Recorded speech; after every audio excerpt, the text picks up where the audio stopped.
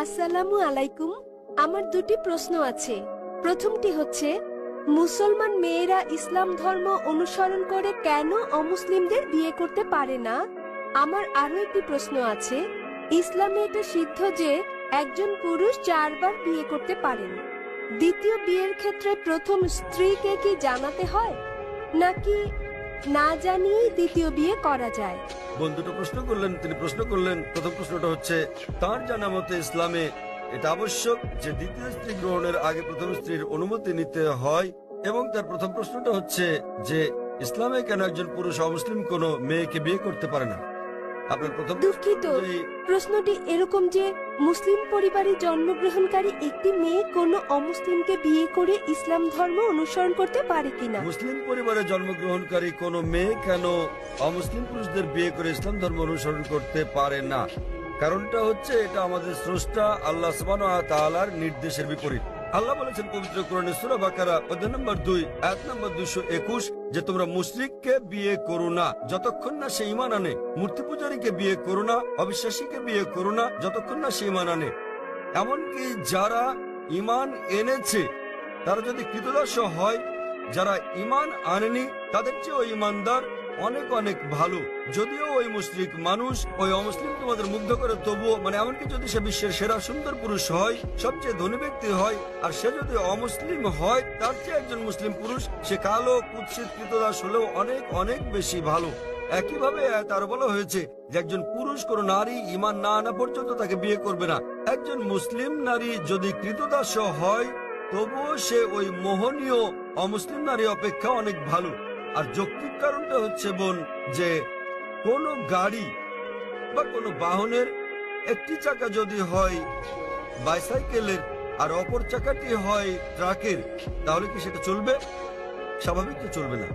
4টি চাকার সবকটি সমান হতে হবে। এবং আপনি আরো জানতে চেয়েছেন অমুসলিমকে বিয়ে করে মুসলিম মেয়ে কি ভালো মুসলিম হতে পারবে? কারণটা হচ্ছে যে ইসলাম ধর্মে আমরা চাই আমাদের স্বামী কিংবা স্ত্রী, আমাদের জীবন সঙ্গীরা তারাও জান্নাতে যাক। এখন স্ত্রী জান্নাতে যাওয়ার পথ খুঁজে পেল, স্বর্গে যাওয়ার পথ খুঁজে পেল এবং সে ইসলাম ধর্ম অনুসরণ করে জান্নাত পেল। তাকে অনুসরণ করতে হবে কোরআন এবং সহিহ হাদিস। এখন ভাবুন তো, যখন স্ত্রী জানতে পারলো যে সে জান্নাতে যাচ্ছে এবং তার স্বামী যিনি প্রতিমা পূজা করছেন, যিনি ইসলাম ধর্ম বিশ্বাস করেন না, তিনি যাচ্ছেন দোজখে। পরকালের জীবনের তুলনায় বোন এই জীবন খুবই ছোট জীবন। এই জীবনে বোন আপনি হয়তো স্বামীর সঙ্গে 20 বছর, 30 বছর, 40 বছর, 50 বছর কাটাবেন, 60 বছর। পরকালের জীবন হলো অনন্ত জীবন। তাহলে সেই মহিলা তো স্বার্থপর।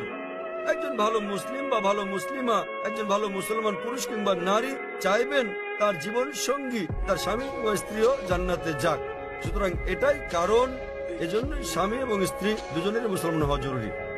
আপনার দ্বিতীয় প্রশ্নের ব্যাপারে বলি, মুসলিম পুরুষের দ্বিতীয় স্ত্রী গ্রহণের আগে প্রথম স্ত্রীর অনুমতি নেয়ার বাধ্যবাধকতা আছে কিনা? নিকাহনামায় উল্লেখ না থাকলে এটা আবশ্যকীয় নয়। যদি নিকাহনামায় উল্লেখ থাকে, বিয়ের চুক্তিতে উল্লেখ থাকে, যদি স্ত্রী বলে থাকেন যে আমি জীবিত থাকা পর্যন্ত তুমি দ্বিতীয় স্ত্রী গ্রহণ করবে না, তখন এটা আবশ্যকীয়।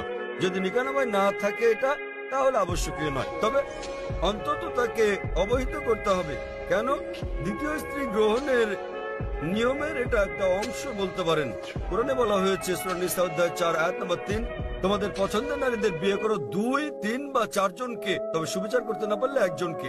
তাহলে একাধিক বিয়ের ক্ষেত্রে অন্যতম একটা দিক হচ্ছে স্ত্রীদের মধ্যে সুবিচার করতে হবে।